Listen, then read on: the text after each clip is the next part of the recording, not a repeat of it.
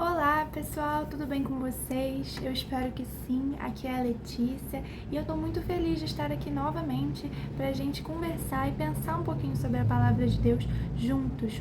E eu desejo a você que está assistindo um ótimo 2023, desejo a você um ano cheio da graça, do amor, da proteção e do cuidado do nosso Deus bondoso, que Ele te abençoe em cada dia e ao longo de cada momento desse novo ano. E a gente está começando um ano novo e, coincidentemente ou não sei, a gente também está começando um novo tema, um novo assunto aqui na nossa EBD, a nossa Escola Bíblica Dominical dos Adolescentes da Igreja Presbiteriana de Botafogo. E só para você lembrar e ficar ligado, que a gente tem aqui semanalmente as nossas aulas gravadas, disponibilizadas no YouTube.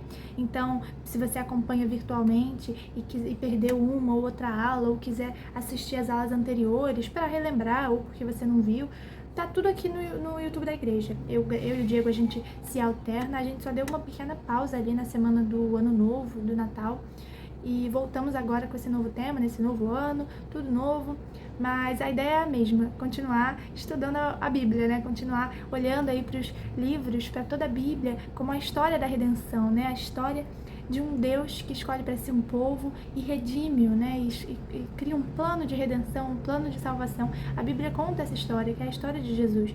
E na revista anterior, as aulas dos últimos meses, a gente estava falando justamente sobre os evangelhos, né? Que é a concretização desse plano de redenção, quando Jesus vem ao mundo e, enfim, prega, tem o seu ministério, é crucificado e ressuscita, e o início da igreja em Atos, a gente falou sobre tudo isso.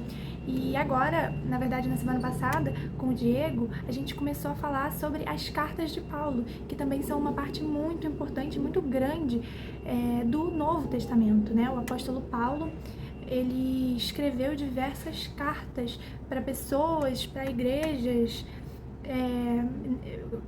falando sobre o evangelho, né? Pregando ou dando conselhos, respondendo dúvidas que podiam surgir ali naquelas novas igrejas, novas comunidades cristãs crescendo, se desenvolvendo.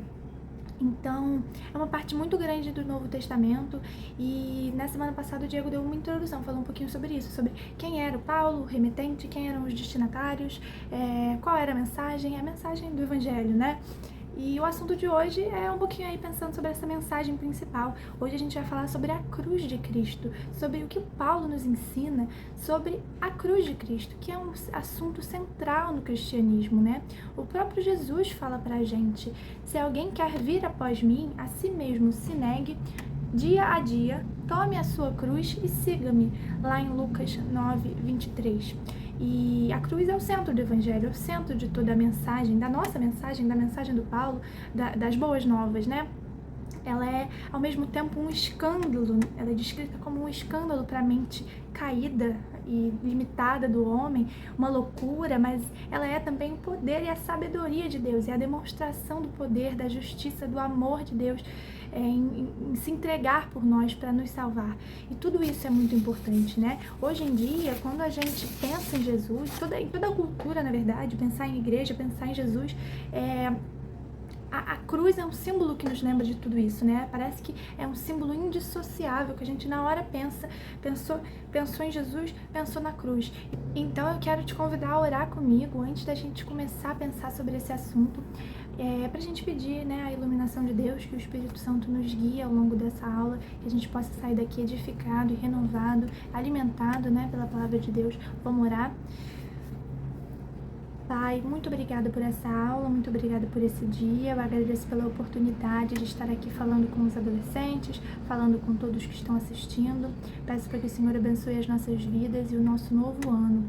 Abençoe também essas nossas aulas, tanto as virtuais quanto presenciais, e esteja sempre do nosso lado, Pai. Em especial, eu peço pela aula de hoje, sobre a cruz, sobre um assunto central e tão importante na nossa fé. Peço para que o Senhor nos ajude a compreender o significado, a mensagem e o estilo de vida que ela promove aos cristãos, aos que creem em Cristo. Eu peço para que o Senhor ilumine os nossos corações, nossos espíritos, nossas mentes. Peço para que o Teu Espírito Santo esteja presente entre nós e nos guie ao longo dessa aula e dessa reflexão. Em nome de Jesus, amém. Então vamos lá, né? Entender o significado da cruz é indispensável para nós vivermos uma vida crucificada em Cristo, que é o estilo de vida que a gente tem que ter.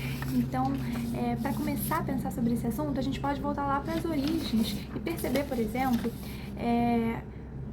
como o entendimento sobre a cruz nem sempre foi claro.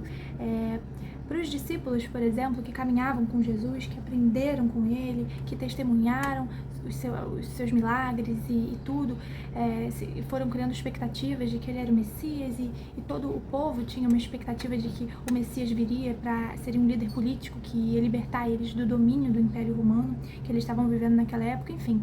E aí, para os discípulos, o entendimento sobre o significado da morte de Jesus na cruz, ele foi muito difícil, porque eles não conseguiram entender os avisos que Jesus tinha dado a respeito da necessidade da sua morte, né? Que ele teria, ele deveria, ele iria, o Filho do Homem teria que morrer. Jesus avisou-os e explicou que ele ia morrer, que ele ia ressuscitar. Só que isso, eles não compreenderam, os discípulos, os apóstolos não compreenderam. E depois que ela aconteceu, a dificuldade aumentou, né? Eles antes já não entendiam aquelas coisas estranhas que Jesus estava falando. Depois, quando Jesus morre, eles perderam a esperança, ficaram muito tristes, e a mente deles estava fechada para compreender o significado daquilo tudo. O Messias crucificado era algo inconcebível, era algo muito esquisito no mínimo, sabe?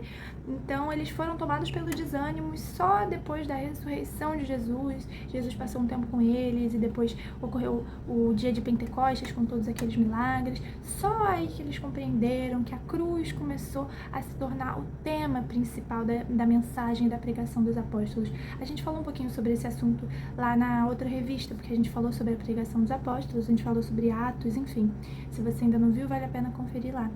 Mas o Paulo reconhece isso, né? Ele reconhece a dificuldade humana, a dificuldade que nós temos, como os discípulos tiveram, como muitos outros ali tinham, de aceitar o significado da cruz.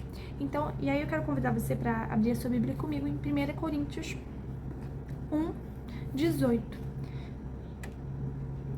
Coríntios foi uma das cartas, né? A epístola. Uma epístola é uma carta pequena, que Paulo escreveu para a igreja de Corinto. E aí, no versículo 18, ele fala assim: certamente a palavra da cruz é loucura para os que se perdem, mas para nós que somos salvos, poder de Deus. Gente, o mundo teve e ainda tem sempre essa dificuldade de compreender como é que é possível que o Messias, o Salvador, o Filho de Deus, pôde morrer numa cruz. E como é possível que essa cruz seja justamente o elemento decisivo para a salvação dos pecadores? Porque é isso que ela é. Para nós salvos, ela é poder de Deus. Mas para os que se perdem, a palavra da cruz é loucura, né? Isso que o Paulo está falando aqui. A cruz de Cristo entra em choque, ela vai de encontro, ela contradiz a sabedoria humana. Parece loucura, mas para a gente não é. Então vamos continuar, vamos ler agora a partir do versículo 21 até o 25, ainda em 1 Coríntios 1, agora a partir do versículo 21. Visto como, na sabedoria de Deus, o mundo não o conheceu por sua própria sabedoria, aprove a Deus salvar os que creem pela loucura da pregação. Porque tanto os judeus pedem sinais, como os gregos buscam sabedoria. Mas nós pregamos a Cristo crucificado, escândalo para os judeus, loucura para os gentios. Mas para os que foram chamados, tanto judeus como gregos, pregamos a Cristo, poder de Deus e sabedoria de Deus. Porque a loucura de Deus é mais sábia do que os homens, e a fraqueza de Deus é mais forte do que os homens. A cruz, o que o Paulo está falando aqui pra gente, né? A cruz revela para o mundo tanto o caráter de Deus como santo, quanto o verdadeiro caráter do ser humano como pecador, né? Ele fala aqui que a gente prega, que ele e nós pregamos um Cristo crucificado, que isso é um escândalo para os judeus e gentios. Para os judeus, o escândalo estava no fato de que a cruz era uma vergonha, primeiro, né, em comparação com os sinais e milagres dos profetas, e em relação também às expectativas que eles nutriam de um Messias que seria um líder político, né, que ia salvar eles do Império Romano, restabelecer ali politicamente o poder de Jerusalém e tal, como já foi. Então a cruz, como é possível, né? Tá aí o escândalo deles. Já para os gregos, a loucura, o escândalo era o fato de ser absurdo um sangue derramado na cruz conseguir acabar com o pecado, conseguir salvação. Ou seja, a cruz era totalmente incompatível com os ideais, com a sabedoria dos filósofos e dos religiosos da época, né? No contexto em que isso tudo acontece, a sabedoria humana rejeitava aquilo totalmente, tanto dos filósofos, dos gentios, dos judeus, de todo mundo, era unânime. Ninguém conseguia compreender aquilo, ninguém achava que aquilo fazia sentido algum, era loucura.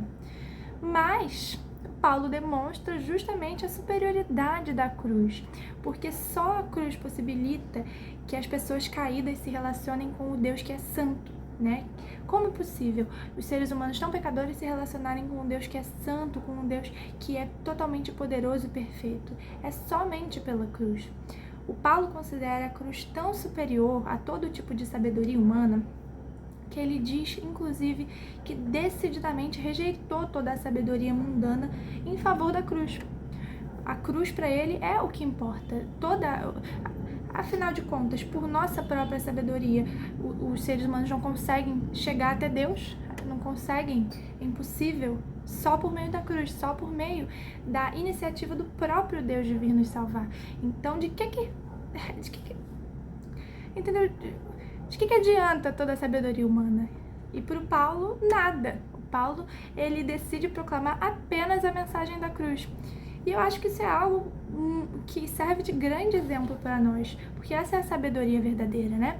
O apóstolo Paulo não estava nem um pouco preocupado, por exemplo, com a opinião, com o gosto das pessoas, com o que os outros iam pensar, iam achar que ele era louco. Certamente, se ele estava pregando algo que para as outras pessoas é louco, mas ele sabe que aquilo é a verdade, é a superioridade, é o poder de Deus, é a nossa esperança. E os que foram chamados, os que fossem chamados e ouvissem a pregação, iam compreender e se converter. Então ele se comprometeu totalmente com isso, com a vontade de Deus, cumprir com a vontade de Deus, pregar o escândalo da cruz, que é totalmente superior a toda a sabedoria humana. Então, em primeiro lugar, ele colocou na vida dele, sua prioridade máxima era a fidelidade, era o comprometimento com a mensagem verdadeira, que ele sabia ser verdadeira, que era a mensagem da cruz. E isso, de novo, é um grande exemplo para nós, sobre o que a gente tem que colocar em primeiro lugar, sobre o que a gente tem que falar e o que a gente tem que buscar compreender e pregar e falar sobre, né, contar para as pessoas, mesmo que hoje em dia vai ter gente que vai achar que é uma loucura, e na época do Paulo também achavam que era uma loucura. A sabedoria humana não chega até Deus. Então, como é que é isso? Ok, a cruz tem o poder, é a sabedoria, é a salvação, nos salva, é a redenção, mas como, né? O que acontece na cruz? Qual é o grande significado? O que está acontecendo ali? O que aconteceu quando Jesus se entregou por nós? Então eu quero te convidar a abrir aí a sua Bíblia agora em outro texto, que está lá em Romanos, a carta de Paulo aos Romanos. A gente vai ler Romanos 3, dos versículos 24 até 26. Abre aí a sua Bíblia para você acompanhar a leitura. Sendo justificados gratuitamente por sua graça, mediante a redenção que há em Cristo Jesus, a quem Deus propôs no seu sangue como propiciação mediante a fé, para manifestar a sua justiça, por ter Deus, na sua tolerância, deixado impunes os pecados anteriormente cometidos, tendo em vista a manifestação da sua justiça no tempo presente, para ele mesmo ser justo e o justificador daquele que tem fé em Jesus. Para a gente compreender esse texto, é importante a gente entender o significado de algumas palavras que podem ser diferentes ou estranhas a nós. A primeira delas é a palavra redenção. A própria palavra, né, que a gente fala tanto. O que é redenção? Né? A redenção é o ato ou efeito de redimir. É libertar. Redimir é libertar mediante o pagamento de um preço. é um termo que é emprestado dos mercados antigos, né, do comércio, porque no Antigo Testamento, por exemplo, quando um escravo era comprado de volta, dizia-se que ele era remido ou redimido. Significa que ele foi, pagou-se um preço por ele e ele foi liberto, ou enfim, ele foi para algum lugar, para o poder de alguém, né, de algum senhor ali, que comprou ele, que pagou o preço. O outro termo é propiciação. A propiciação é um sacrifício que remove ou aplaca, né, ou diminui, acaba com a ira, com a justiça divina, que ameniza a justiça divina, né, a ira, a raiva, o castigo de Deus. E Cristo morreu justamente como uma propiciação, como uma oferta, como um sacrifício. Ele deu a sua vida como oferta pelo pecado para aplacar a ira de Deus. Oferta pelo nosso pecado e não o pecado dele, que não tinha pecado, e assim ele acabou com a ira de Deus em relação a nós, aos nossos pecados. Ele deu a sua vida pelos nossos erros, né, de todos aqueles que são salvos, né, que creem nele. Então, nesse texto aqui que a gente falou, vamos dar uma olhada nele.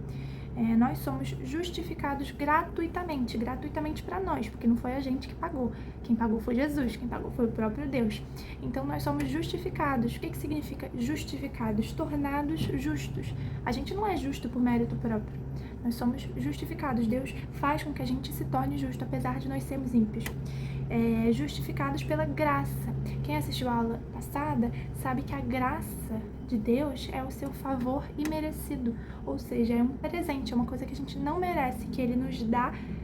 Deus é assim, Ele é gracioso, Ele nos dá, Ele nos salva, nos justifica, apesar da gente não merecer, e é Ele que paga o preço, por meio de Jesus. Então Deus propôs no seu sangue como propiciação mediante a fé.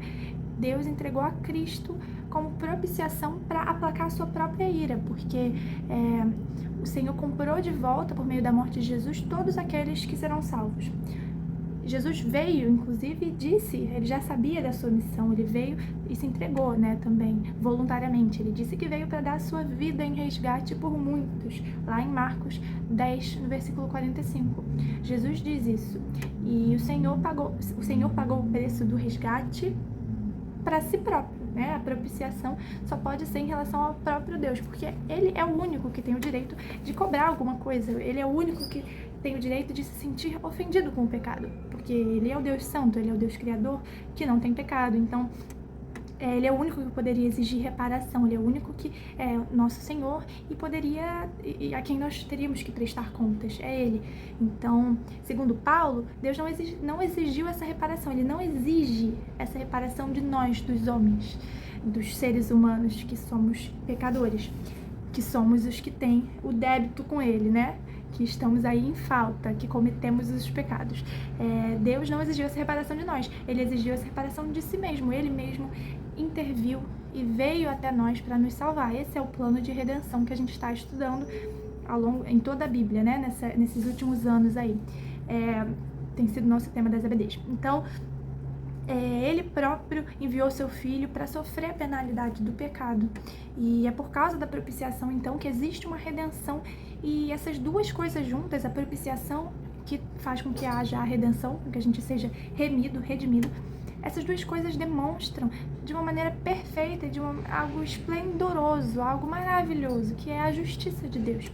Então, por isso que a gente diz que a cruz é a grande manifestação visível da justiça de Deus. E eu acrescento que é a manifestação ao mesmo tempo da justiça e do amor de Deus por nós. Um amor tão grande que Ele mesmo interviu na situação do nosso próprio pecado, porque nós sozinhos não conseguiríamos chegar até Ele, não conseguiríamos nos tornar santos de maneira alguma, porque a gente peca, nós somos pecadores. Então Ele mesmo nos ama e veio até nós. Só que Ele é justo, Ele é um Deus que é totalmente justo. Então, o Paulo esclarece isso no final desse trecho que a gente leu, porque ele explica que, por causa do sacrifício de Jesus, né, que pagou pelos nossos pecados, Deus pode assumir ao mesmo tempo o caráter, o papel, né? Deus se torna ao mesmo tempo o justificador e o justo. Ele é o Deus justo, certo? Que seria quem cobraria os pecados, quem seria quem poderia exigir alguma reparação. mas ele é o Deus justificador também ao mesmo tempo, que vem até nós e dá um jeito de limpar a nossa ficha, de nos tornar justos, de nos justificar. Então, por causa da cruz, Deus pode justificar o ímpio sem deixar de ser justo. Porque você pensa, a pessoa que fez algo errado deveria pagar. Seguindo a justiça, a pessoa que fez algo errado, ela tem que pagar em um tribunal, por exemplo. A pessoa que cometeu um crime tem que pagar a pena ali pelo que ela fez, pelo crime que ela cometeu. E assim seria conosco também.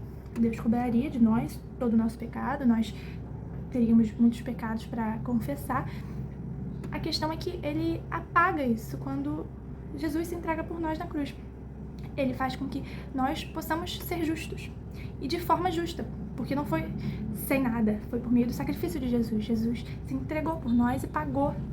Ele tomou a pena por nós. Entendem? Então é isso, a cruz garante a justiça de Deus e a justificação dos pecadores ao mesmo tempo. Isso não é maravilhoso? Uma outra coisa muito importante que a cruz faz é o que Paulo fala lá em Efésios, abre aí a sua Bíblia, em Efésios 2, dos versículos 13 até 16. Vamos ler primeiro e depois pensar um pouquinho sobre isso. Ó, versículo 13. Mas agora, em Cristo Jesus, vós que antes estáveis longe, fostes aproximados pelo sangue de Cristo. Porque ele é a nossa paz, o qual de ambos fez um, e tendo derribado a parede da separação que estava no meio, a inimizade, aboliu na sua carne a lei dos mandamentos, na forma de ordenanças, para que dos dois criasse em si mesmo um novo homem, fazendo a paz, e reconciliasse ambos em um só corpo com Deus, por intermédio da cruz, destruindo por ela a inimizade. Duas coisas que Paulo nos diz aqui nesse texto de Efésios. Primeira, a cruz aproxima os gentios de Deus. O mistério do evangelho que é revelado a Paulo inclui os gentios no plano da salvação. Antigamente, no Antigo Testamento, a gente sabe que Deus se revelou a um povo, a uma nação mesmo, só, os judeus. E com os outros povos havia não só uma inimizade, mas os outros povos eram distantes, alheios às coisas de Deus, não conheciam esse Deus dos judeus, Às vezes só de ouvir falar, enfim, mas não tinham, como os judeus eram convidados a ter um relacionamento com Deus, isso não estava aberto, assim, a todo mundo, a todos os outros. Mas, com Cristo, com a cruz, isso acaba. A cruz inclui os gentios, a cruz inclui povos de todas as nações, de todas as línguas, de todos os tipos e jeitos e tudo, todos. Então, em Cristo, as pessoas que estavam distantes de Deus e não o conheciam, não o conheceriam de jeito nenhum, agora podem se aproximar dele também. A cruz é para todos, Cristo é para todos, Além disso, a cruz também é responsável pela reconciliação entre os homens. Como eu falei, havia essa inimizade entre os judeus e os outros povos, Mas a cruz nos convida a viver em paz, a cruz nos convida a sermos um só povo, a igreja, todos os crentes, todos os convertidos que creem em Jesus Cristo são convidados a serem um povo, a igreja, seja pessoas de todas as tribos, de todos os tipos, de todas as nações. A partir desse momento se tornam um, como a gente viu aqui. A cruz nos traz paz, paz com Deus, paz uns com os outros. Ela redime não só o nosso relacionamento com Deus, a partir do momento em que nós não devemos nada a Ele, porque tudo foi pago por Jesus, mas a cruz também redime o nosso relacionamento uns com os outros, porque ela nos ajuda, a partir do momento em que ela nos justifica e que ela nos dá força e nós recebemos o Espírito Santo e nós podemos viver bem, de maneira santa, que agrade ao Senhor, a gente também é convidado a viver em paz com as pessoas que estão ao nosso redor, viver em paz com todos, e todos são convidados a ouvir do Evangelho e a se converter. E também tem mais. A morte de Jesus na cruz também foi uma demonstração pública da derrota de Satanás e dos poderes do mal que existem, foram derrotados, Ainda não foram eliminados, serão eliminados na segunda vinda de Cristo, mas foram derrotados com a sua morte, como está lá em Colossenses 2, no versículo 15. E despojando os principados e as potestades, publicamente os expôs ao desprezo, triunfando deles na cruz. Paulo nos conta aqui que na cruz Cristo triunfou, Cristo venceu, subjugou o mal, os principados e as potestades, né? Que são os poderes do mal, de Satanás.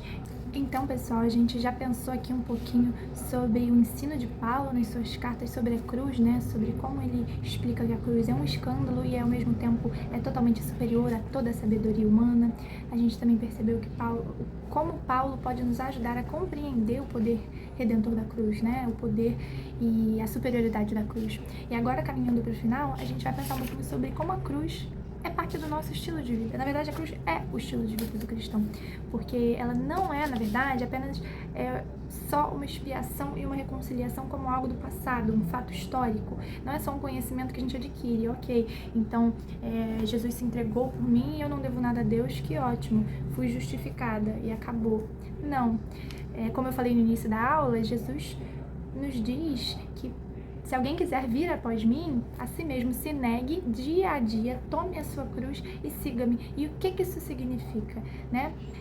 Paulo desenvolve um pouquinho o que o próprio Jesus já tinha dito nesse versículo de Lucas 9, 23, e nos explica o seu entendimento de que a morte de Jesus não era só um fato histórico, mas sim algo que se faz presente no dia a dia do cristão, algo que se torna o nosso estilo de vida, o nosso motivo de viver, que transforma totalmente a nossa vida. É impossível a gente se converter e crer em Jesus, entregar nossa vida a Ele, continuar fazendo as mesmas coisas e continuar vivendo do mesmo jeito, porque ela implica em transformação e mudança, obrigatoriamente. A partir do momento que a gente tem contato com Jesus e a gente crê nele e decide viver para Ele, tudo muda. Então, a experiência da conversão ela é explicada, ela é descrita por Paulo em alguns momentos como um morrer e ressuscitar com Cristo. Cristo morreu e ressuscitou. Mas isso não é só uma coisa que aconteceu, isso é algo que nós tomamos parte disso a partir do momento que nós nos entregamos a Deus. Porque o cristão, ele morre integralmente com Cristo espiritualmente e ressuscita como uma nova criatura. E isso só é possível por meio da cruz. Por causa disso, a gente não vive mais para servir o pecado, a gente vive para Deus, a gente vive para servir a Deus. E isso está lá em Romanos 6, a partir do versículo 6, Paulo diz assim: sabendo isto, que foi crucificado com ele o nosso velho homem, para que o corpo do pecado seja destruído e que não servamos o pecado como escravos, porquanto quem morreu está justificado do pecado, ou seja, a justificação não é só um título, não é só Deus limpa a nossa ficha e coloca assim, justo, esse aqui é justo. Não, a justificação é uma nova vida, totalmente diferente. Nós somos tornados justos e a gente vai buscar viver de uma forma justa e crucificar o nosso pecado, viver servindo a Deus, é viver segundo o que agrada a Deus, enfim. Ora, se já morremos com Cristo, cremos que também com Ele viveremos, sabedores de que, havendo Cristo ressuscitado dentre os mortos, já não morre, a morte já não tem domínio sobre ele. Pois quanto a ter morrido, de uma vez para sempre morreu para o pecado, mas quanto a viver, vive para Deus. Assim também vós, considerai-vos mortos para o pecado, mas vivos para Deus em Cristo Jesus. Não reine, portanto, o pecado em vosso corpo mortal, de maneira que obedeçais às suas paixões. Nem ofereçais cada um os membros do seu corpo ao pecado, como instrumentos de iniquidade. Mas oferecei-vos a Deus como ressurretos dentre os mortos, e os vossos membros a Deus como instrumentos de justiça. Ou seja, a partir do momento que a gente tem contato com a cruz e entrega as nossas vidas a Jesus, ocorre realmente uma conversão, uma mudança de caminho, em que a gente estava vivendo uma vida em que a gente entregava os nossos corpos para o pecado e para ser instrumento de iniquidade, ou seja, instrumentos de maldade, de fazer o que é mal, prejudica os outros, prejudica nós mesmos. E a cruz muda isso totalmente nas nossas vidas, porque a gente é chamado a nos oferecer a Deus, a oferecer o nosso corpo, a nossa vida a Deus, para servir a Ele e para que a gente seja não instrumentos de iniquidade, de maldade como antes, mas instrumentos de justiça. Antes o pecado reinava em nós, mas quando nós morremos com Cristo, ou seja, a gente se entrega a Ele, a gente experimenta a conversão, nós morremos com Ele, nós morremos para o pecado e vivemos para Cristo agora, vivemos para servir a Deus. O ponto-chave para conseguir evitar as obras da carne não é o esforço pessoal, mas é a cruz. Se a carne e as paixões estão crucificadas, se a gente crucificou, se a gente matou a carne, as paixões e tudo que nos leva para o mal, as obras malignas não têm força para crescer e o fruto do Espírito pode se desenvolver. A gente não consegue desenvolver o fruto do Espírito se a gente ficar fazendo força e tentar ser perfeito. Não é assim que acontece. A gente precisa se entregar a Cristo e por meio dele a gente pode crescer, por meio dele o Espírito Santo se desenvolve em nós. Apesar das nossas falhas, que ainda existem, né? É maravilhoso isso, a gente crucifica o nosso pecado. Ele ainda vem perturbar a gente às vezes, mas a partir do momento em que ele não reina mais sobre nós, nós temos liberdade para evitá-lo ou para entender que ele é um problema, né? E outro trecho muito importante, um versículo na verdade, está lá em Gálatas 5, é o versículo 24, que diz assim: E os que são de Cristo Jesus crucificaram a carne com as suas paixões e concupiscências. Se vivemos no Espírito, andemos também no Espírito. Ou seja, os que são de Cristo, os que se entregaram a Ele, crucificaram a carne e as suas paixões e o que nos faz pecar, né? Então a gente se entrega a Jesus e é convidado a viver no Espírito, a andar no Espírito. E aí é importante a gente entender que o Paulo, ele compreende essa necessidade de crucificar a carne de duas formas, né? Acontecem duas coisas diferentes. A gente deve crucificar a carne, a nossa carne é crucificada juridicamente, ou seja, definitivamente nós somos declarados mortos com Cristo. Nós somos declarados ressuscitados de uma vez por todas. Isso é uma mudança que acontece no cristão quando ele entrega a sua vida para Cristo. Mas, moralmente, né, em relação aí ao caráter moral de cada um de nós, diariamente a gente precisa tomar a nossa cruz, morrer para o pecado, né? Jesus fala que a gente tem que, se a gente segue Ele, a gente tem que tomar a nossa cruz e dia a dia tomar a nossa cruz e o seguir. Ou seja, todos os dias a gente ainda precisa enfrentar essa luta de crucificar a nossa carne, de acabar com o nosso pecado, ou seja, tomar a nossa cruz, crucificar na cruz os nossos pecados para seguir a Jesus, para fazer o que é certo. Isso ainda esse aspecto moral é diário e é para sempre. A gente continua nesse processo que é o processo de santificação, né? Conforme a gente vai buscando o Senhor, crucificando a nossa carne para seguir a Jesus e fazer o que é justo, fazer o que é certo. Então, a crucificação no campo da moral, essa diária, só é possível por causa da crucificação legal, jurídica, que é eterna, né? Que é definitiva. Ambas fazem sentido e têm efeito, né? E vão acontecendo de verdade por meio da fé. É pela fé que o crente é declarado morto por pecado. O que é a conversão? A conversão é quando a gente acredita, é quando a gente crê, quando a gente tem fé. A fé é fundamental, porque é pela fé que o crente é declarado morto por pecado e pela fé isso se manifesta na prática. Ou seja, pela fé a gente vai ter a nossa crucificação jurídica, né, e definitiva, aquele momento em que nós então somos declarados mortos para o pecado, porque nós temos fé em Jesus Cristo, e é pela fé que isso vai se manifestar de dentro para fora, nós vamos sendo transformados de dentro para fora, e isso vai se manifestando na prática todos os dias, na nossa moral, que também é transformada e redimida. Então, terminando, né, eu falei que ia concluir um tempo atrás, e agora sim, caminhando para o final de verdade, a cruz é o símbolo da morte, mas não de qualquer morte. A cruz é o símbolo de uma morte como punição pelos pecados. Isso é uma obra de Jesus. E ela é símbolo da morte como modo de vida, como um estilo de vida em relação ao pecado, que a gente crucifica e mata o pecado. Tem que haver a morte do pecado em nós. Então, além da punição pelos pecados cometidos, também há a libertação dos pecados, para que a gente possa viver de outra forma. Esse é o modo de vida, né? Então a cruz é um símbolo rude, porque ela rude, é grosseiro, né? Ela simboliza a morte de Jesus. E se a gente é cristão verdadeiro, ela simboliza também a nossa morte. Então é preciso a gente manter a perspectiva correta em relação à cruz, entender que ela é obra de Jesus, entender que ela é demonstração da justiça de Deus, que ela é o poder para a nossa salvação, que por meio dela, a gente, pela fé em Jesus e na cruz e compreensão de tudo isso, a gente pode ter vida de verdade, né? Salvação, vida eterna, tudo isso, né? Então, agora que a gente chegou no fim da nossa aula, eu quero convidar você a orar comigo pra gente agradecer a Deus por tudo que a gente aprendeu hoje. Vamos orar juntos, acompanha aí a minha oração. Senhor Deus, muito obrigada por esse momento, por essa aula. Muito obrigada, Senhor, pela cruz de Cristo, fruto da tua graça, teu amor, tua justiça, tão grande, Pai, tão perfeito. Eu agradeço porque o Senhor nos redime, porque o Senhor entregou a Jesus como propiciação para nos salvar, para pagar pelo nosso pecado. Eu agradeço porque a partir da cruz, o Senhor permite que a gente viva diferente, o Senhor permite que a gente busque se afastar do pecado, crucificar o pecado e nos aproximarmos de Ti, nos aproximarmos do Senhor e termos paz contigo e com as pessoas ao nosso redor, Pai.